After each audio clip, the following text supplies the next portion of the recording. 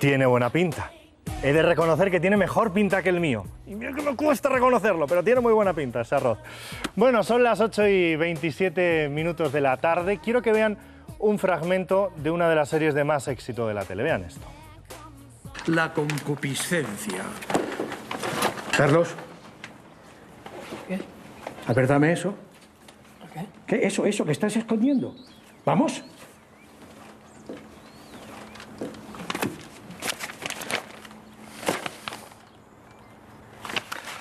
Así es como piensas aprobar mi asignatura. ¿Viendo revistas pornográficas en la clase? Pero que no es una revista pornográfica, es una revista de información. De información. Ya te voy a dar a ti la información. Vamos a informar al director. Verá que... Bueno, seguramente si usted ronda, no sé, por ahí por los 50 se habrá sentido identificado con esa escena de Cuéntame, ¿no? En la que Carlitos estaba hojeando una revista erótica y de repente el profesor se daba cuenta. Es lo que tiene. Hoy en día eso es normal, pero en aquella época, en los años 70, pasamos de la represión absoluta a una época en la que los españoles se empiezan a sentir libres y todo esto se manifiesta en los diferentes ámbitos, incluso en el cine. Y surge un género conocido como el destape, en el que muchísimas actrices salen en películas como antes no podían salir, sin ropa o con menos ropa. Y ese género, ese cine y esas actrices están recogidas en este libro de José Aguilar. Y nos visita hoy el propio autor, José Aguilar. Buenas tardes. Muy buenas tardes, ¿cómo estás? Y una de las actrices que identificamos perfectamente con esta época del destape, Susana Estrada. Buenas tardes. Buenas tardes. Y aquí hay otras 23 son en total, ¿no? Exactamente, 23 actrices. Mujeres, porque parece que lo del destape era exclusivamente de mujeres, los hombres siempre tapaditos, ¿no? Exactamente, lo estás diciendo muy bien porque Es que en los esa actores, época... los actores de aquel momento, la verdad es que mejor vestidos que desnudos.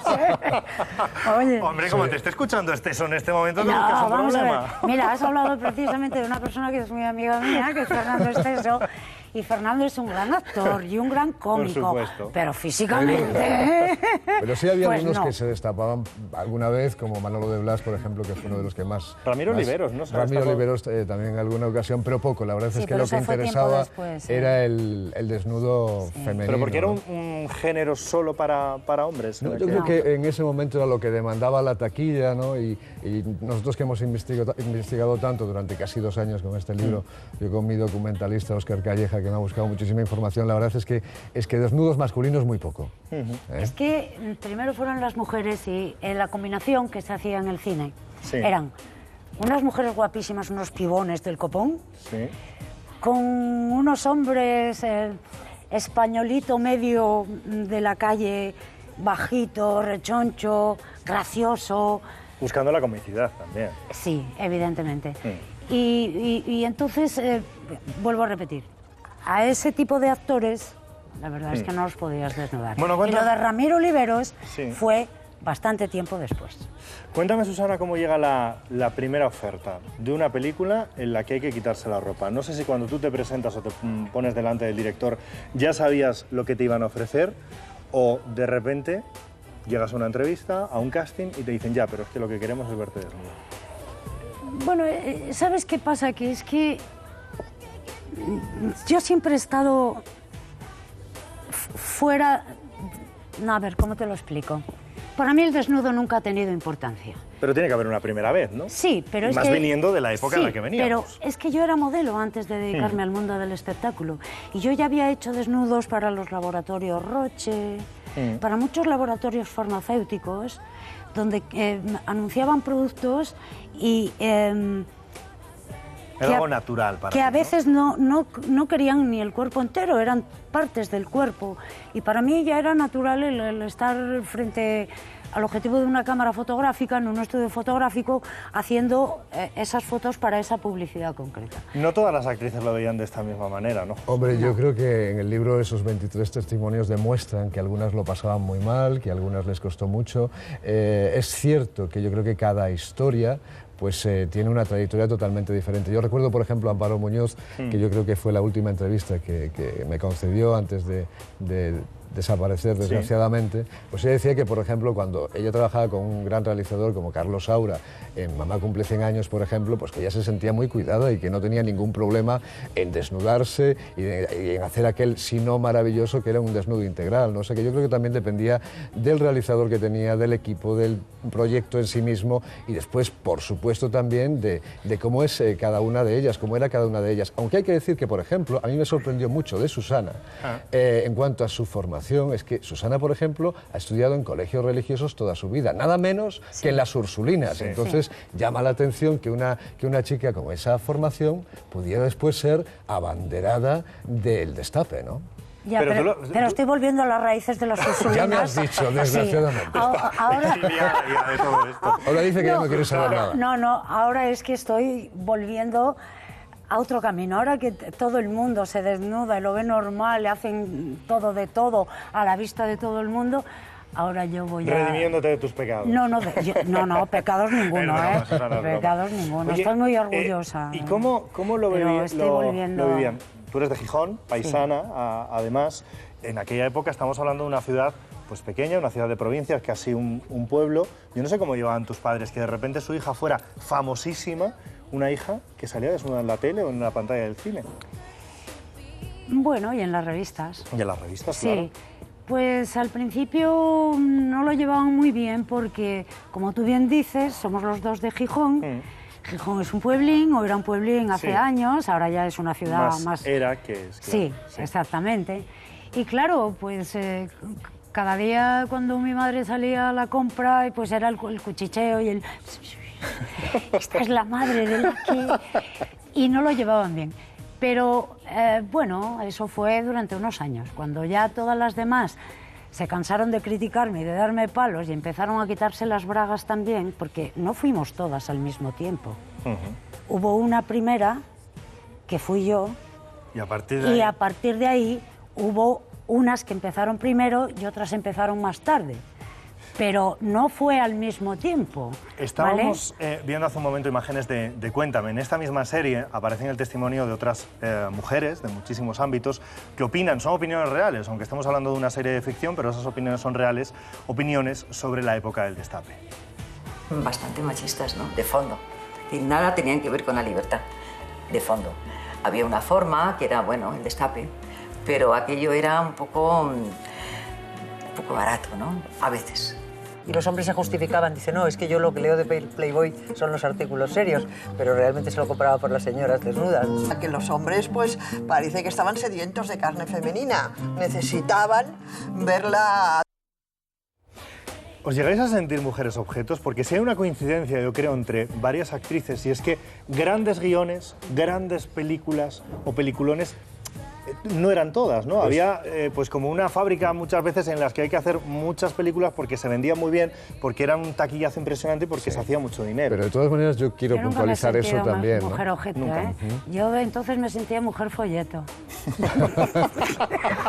De cualquier forma, recogiendo tu pregunta, yo creo que en aquella época se hacían también grandes películas que tenían Destape, que había un poco de todo. Pensad que en esa época trabajaban también grandes realizadores y no se puede meter todo en el mismo saco, que había películas con una factura muy barata solamente para hacer taquilla y que había otro tipo de películas que tenían pues una gran historia, que estaban muy bien realizadas y que realmente también mostraban desnudos fantásticos, integrales. Y oye, yo estoy pensando por ejemplo en las películas de Eloy de la Iglesia, que estaréis de acuerdo conmigo, que es un gran realizador y que realmente pues todas sus películas tienen un background y... Pero quizás, no lo sé, que eran las menos en el sentido de cantidad. Yo no sé si llegaban esos guiones también a vuestras manos. Leyendo el libro, por ejemplo, decía Silvia Tortosa, yo me intentaba desvincular en la medida de lo posible y no quería hacer todos los guiones que me llegaban porque algunos no había por dónde cogerlos, pero tampoco me llegaban siempre otro tipo de películas. No, siempre te llegaban otro tipo de películas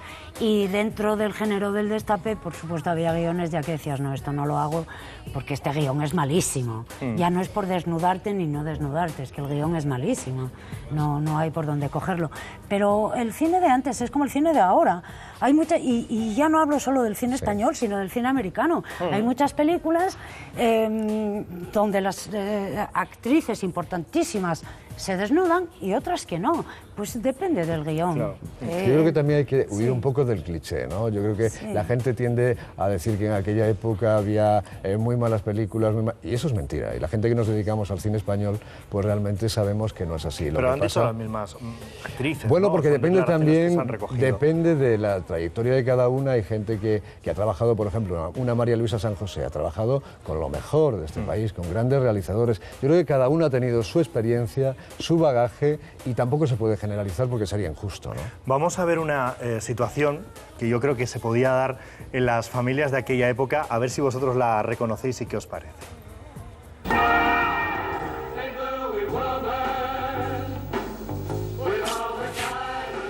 ¿Qué? ¿También es de información eso que echan en la televisión? No seas seca, mujer, por Dios, no seas seca.